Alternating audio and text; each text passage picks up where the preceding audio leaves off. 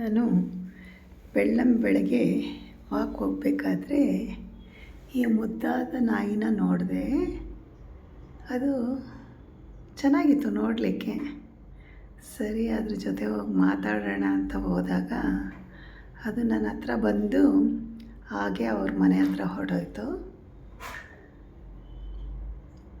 ನಾವು ಆತ್ಮಲಿಂಗಕ್ಕೆ ಹೋಗಬೇಕು ಅಂತ ಮೆಟ್ಲು ಹತ್ತುತ್ತಾ ಇದ್ದೀವಿ. ಅಲ್ಲಿಗೂ ಕೂಡ ಕಾರ್ ಹೋಗುತ್ತೆ ಅಂತ ಹೇಳ್ತಾಯಿದ್ರು, ಮೇಲೂ ಕೂಡ. ಬಟ್ ನಾವು ಹತ್ಕೊಂಡೇ ಹೋಗೋಣ ಅಂತಂದ್ಬಿಟ್ಟು ಮುಸ್ಸಂಜೆನಲ್ಲಿ ಆತ್ಮಲಿಂಗ KM ದೊಡ್ಡಿ ಹತ್ರ ಇದೆ.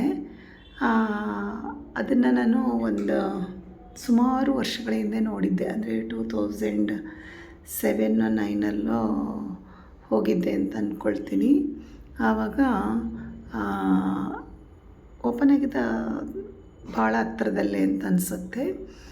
ಆಮೇಲೆ ಎಲ್ಲ ಹೋಗೋಣ ಅಲ್ಲಿ ಪಾಪುಗೆ ಆಟ ಆಡಲಿಕ್ಕೆ ಬೋಟಿಂಗ್ ಎಲ್ಲ ಇದೆ ಅಂತ ಹೇಳ್ತಾ ಇದ್ದ ನನ್ನ ಕಸಿನ್ ಮಗ.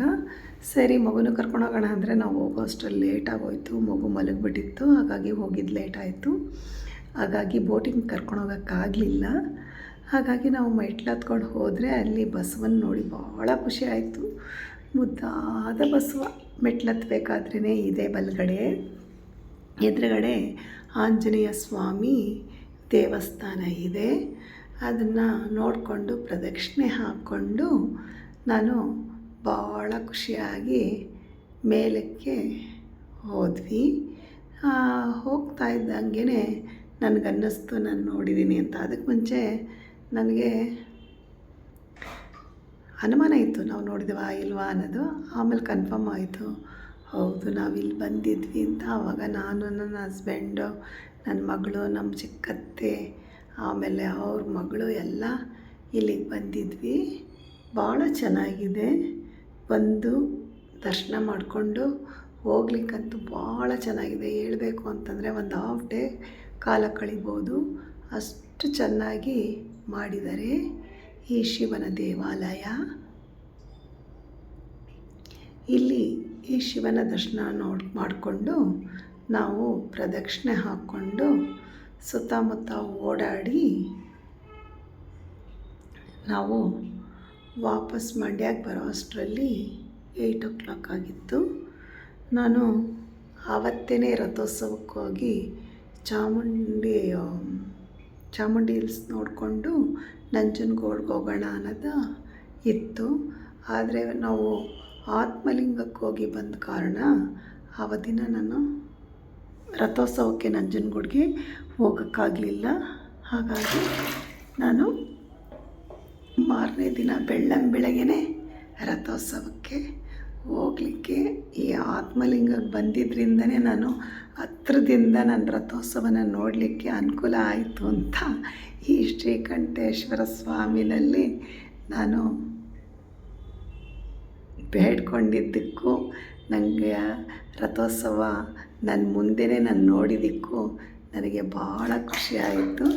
ನಾನು ಈ ಆತ್ಮಲಿಂಗ, ಆಮೇಲೆ ಶ್ರೀಕಂಠೇಶ್ವರ, ನಂಜುಂಡೇಶ್ವರ ಎಲ್ಲ ನೋಡಿ ನಾನು ಧನ್ಯಳಾಗಿದ್ದೀನಿ. ನಮೋ ನಮಃ. ಆಮೇಲೆ ಸುತ್ತಮುತ್ತ ಗಿಡಗಳಿತ್ತು.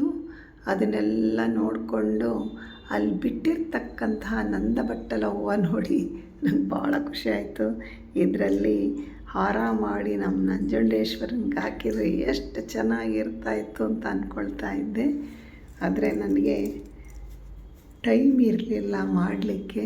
ಹಾಗಾಗಿ ನಾನು ಯಾವುದನ್ನು ಏನೂ ಮಾಡಲಿಲ್ಲ. ನಾನು ರಥೋತ್ಸವಕ್ಕೆ ಹೋದಾಗಲೂ ಅಂದ್ಕೊಂಡೆ, ಅಯ್ಯೋ ಇಲ್ಲಿಗೂ ನಾನು ಬಾಳೆ ಎಲೆ ಆರತಿ ತಟ್ಟೆ ತೊಗೊಂಬಂದಿದ್ರೆ ಹತ್ರದಿಂದನೇ ನಾನು ಆರತಿ ಮಾಡ್ಬೋದಾಗಿತ್ತು ಅಂತ ಅಂದ್ಕೊಂಡೆ. ಅವಕಾಶ ಆಗಲಿಲ್ಲ. ಮುಂದಕ್ಕಾದರೂ ನಮ್ಮ ನಂಜುಂಡೇಶ್ವರ, ಆಮೇಲೆ